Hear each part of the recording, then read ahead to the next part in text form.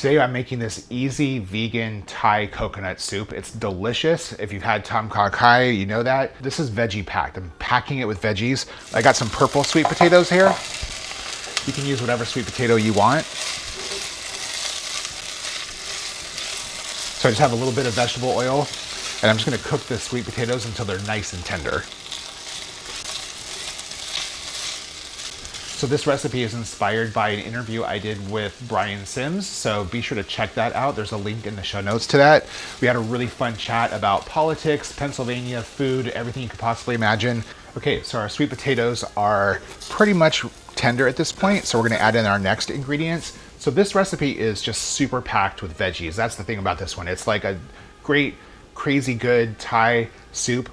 Easy to make. Like I said, it's really easy. We're not using, for example, there's no lemongrass. We're kind of using a little bit of a hack, but it's super packed with veggies. So I got our sweet potatoes in there. Now I'm gonna add in my rice broccoli.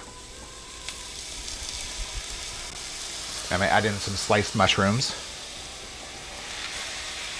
And we're just gonna cook that down a little bit. Now, if you need to add in more oil, add in more oil.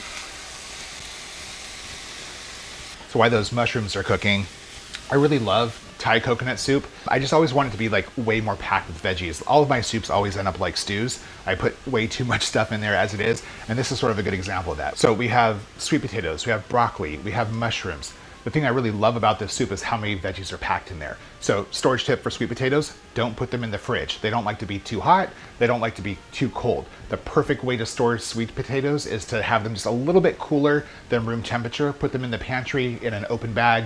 Perfect, not the refrigerator. Smells so good. Okay, let's add in some garlic.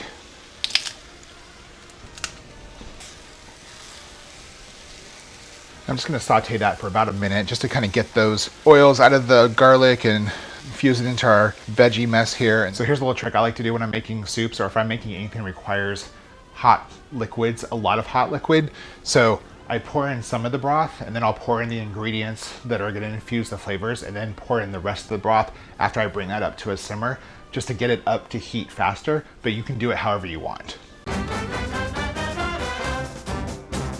So I'm gonna add in my vegetable broth, just a little bit, just to get it going.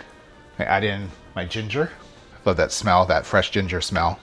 Now we're just adding in the rest of our flavors, right? So instead of using lemongrass for this recipe, because, you know, access to lemongrass is not super common, you actually can use lemon peel to sort of imitate lemongrass. So lemongrass is kind of lemony and also a little herbal. And we're actually gonna be using kale in this recipe, so we'll get some of those herbal flavors, and then the lemon kind of provides the other part of the lemongrass. So it's really accessible in the sense that you can easily find all of these ingredients. And our lemon, our red curry paste. I'm using a vegetarian oyster sauce for this recipe, so it's basically a mushroom sauce. So that's really common in a lot of Asian cuisine, but also especially Thai food. The oyster sauce is what kind of gives that umami, that base, and so I'm using a mushroom version, which is what makes this recipe vegan. And our lime juice.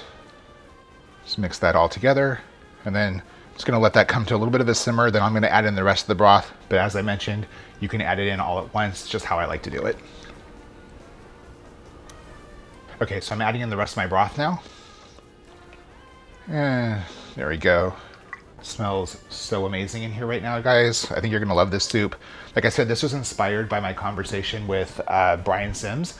We talked about Trump, we talked about all the craziness of the election, we talked about food, all things gay, like everything you can possibly imagine. So be sure to check out that interview. Oh, so by the way, garlic, right? A pain in the butt to peel.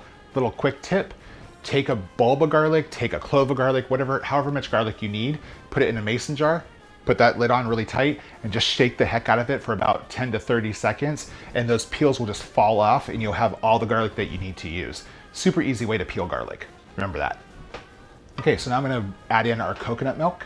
It's a little chunky. It's the fat separating from the liquid in the coconut, but the heat from the soup will actually just make it all combine. Now, if you can see, it's kind of split right now. There's like the white side and then like the dark side, the dark side of the soup. So we're just gonna bring this to a low simmer. Get that stirred in, cover it up and let it come to a low simmer. By the way, a little thing about coconut milk. So canned coconut milk will last is good for about 6 months past the best by date. Once you open it though, just for about 5 days in the fridge. Now you can freeze it, but it will get kind of greeny. So two things, if it gets greeny, you can either strain that out or you can put it in the blender. And it just kind of depends on like how you're gonna use the coconut milk, but that's a little storage tip for coconut milk. Okay, so we're gonna add in our tofu without trying to splatter it everywhere. It's a big pot of soup I got going right here. Next, we're gonna add in our kale. So the thing about this, like I love greens in a soup, but they can get a little slimy if they stay in there too long. So what I like to do is I'll make this soup and then right before I'm about to serve it, throw in the kale, throw in the cilantro, and boom, and there you have it. So add in our kale and add in our cilantro. Now we're gonna add in our brown sugar and a little bit of sea salt. And that's how you make a delicious, easy, vegan Thai coconut soup. Super, super tasty. Like I said, this is inspired by my interview with Brian Sims, so please check that out. If you like this recipe, hey, you know what? Give me a thumbs up. If there's something you wanna see, drop a comment down below. And if you'd like to cook like I do, I release new videos every single week. See you guys next time.